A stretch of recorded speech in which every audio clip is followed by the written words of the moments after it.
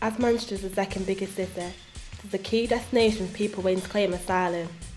Many of these people have escaped rape, torture or persecution in their own country have come here to seek asylum.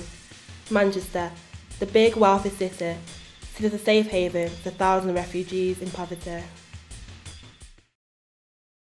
The reality is, if you're an asylum seeker awaiting your asylum application, you'll be living 30% below the national poverty line, and it is likely you will end up living somewhere like here.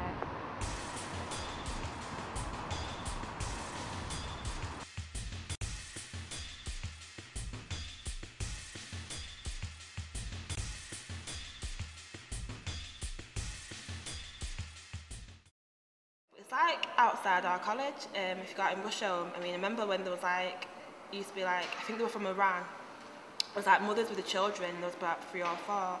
I remember I was trying to ask them where they're from, couldn't speak a word of English. And one day one of the daughters, I think she was 3, she had a cardboard cut out and she was shoving it in my face. And I read it was my husband's died 3 years ago, can I have some money?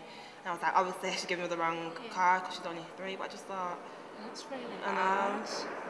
Gosh, that is really bad. But, how did they get in that position, in a country where they can't speak the language and in such a state of poverty? It is an interesting point, actually, isn't it? Because I couldn't, personally, me, as a 17-year-old, I couldn't come to another country without my family, without my friends, not knowing where I'm going to live or stay. It just seems so bad that they're in such an awful situation here. Is this better than what they were coming from? Well, you were saying that story about the guy that escaped from the that was really ship bad, or something like that, and he was hiding out for 3 days without any food or drink. I just couldn't do it, me personally. But it is an interesting point. I know someone in Hume around the corner that deals with homeless people. Oh really? Yeah, I'm sure he does, or asylum seekers. Would you be interested? Well, do you think if we called them up, then we could find out a bit more about it? Do you want to? Yeah.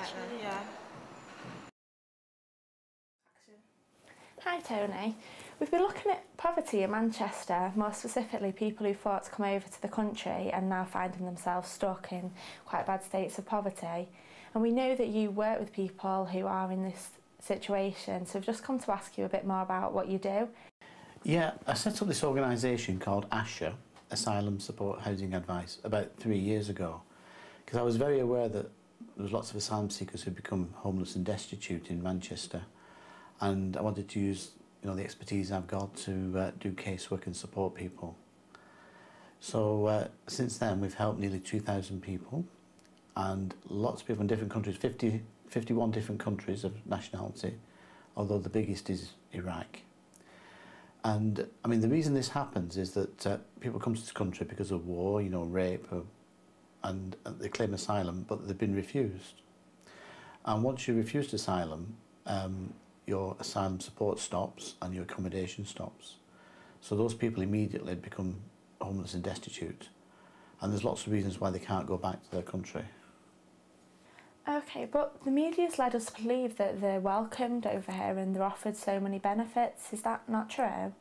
A lot of asylum seekers are welcomed here. I remember when Kosovan people came here and the Manchester Evening News had a front page cover saying, "Welcome to the UK." But since then, there seems to have been a lot of changes in government policy and changes in people's perceptions, and I think sometimes asylum seekers are made scapegoats for lots of things. It's not true, first of all, that they're not allowed to work. So, you will not see asylum seekers given mobile phones. They're given just a very small amount of money. It's less than income support.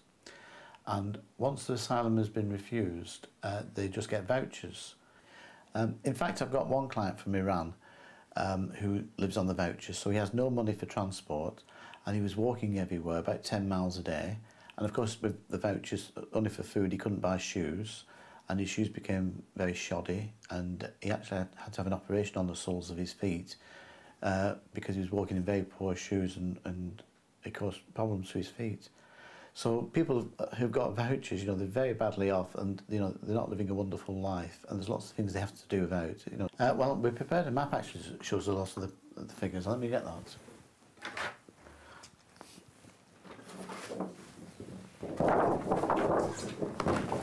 we did this, which shows all the clients that we've got, and you know, each number, there's the number of clients we've got from each country. So the biggest ones are Iraq and Iran, which are in the hundreds, but there's people from all different countries in Africa, and you know, the biggest ones here are Zimbabwe and Congo, Ethiopia, Eritrea, Sudan. You know, I'm sure you've heard on the news about problems in Darfur. So there's lots of people from lots of different African countries, and the Middle East are the main. But you can see from the map what's quite surprising, I guess, is that there's nobody here from Australia at all, and there's nobody from Americas at all, except we have one client from Jamaica. And these are mainly the white countries, and you know, people, the black people come from Africa. One of the things that I found quite surprising was that there's about 4,000 people who've come to England and overstayed visas who come from Jamaica. And those people get stereotyped as drug dealers and troublemakers. But yet there's about 10,000 people from Australia who are working in London who have overstayed visas. And you know, nobody even mentions them or sees that as a problem at all. And I'm sure this is all about racism, because it's people from Australia who, you know, who not see it as a problem at all. Anyway, why don't I get some of my clients to come and talk to you? I'm sure one or two of them would be willing to just have a chat and tell you a bit more about their own lives.